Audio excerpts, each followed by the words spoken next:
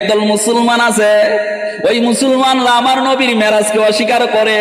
ও ভাই, তুমি কেমনে নবীর মেরাজকে অস্বীকার করবা? আল্লাহ বলেন সুবহানাল্লাযী আসরা, আমি আল্লাহ, আমি ওই সত্তা মহিমান যিনি তার বান্দাকে, বান্দা বলা হয় আব্দুন শব্দের অর্থ হলো বান্দা, যার শরীর আছে, যার দেহ আছে, ভিতরে রূহ আছে, তাকে বান্দা বলা হয়।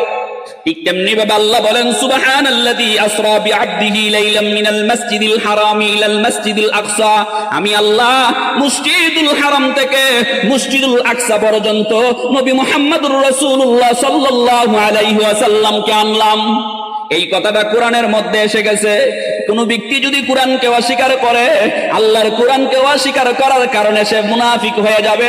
আর মসজিদুল আকসা থেকে আল্লাহর আরশ পর্যন্ত গিয়েছেন, এই কথাটাকে যদি কেউ অস্বীকার করে, তাহলে রাসূলের কথা অস্বীকার করার কারণে ফাসিক হয়ে যাবে। এই জন্য মুসলমান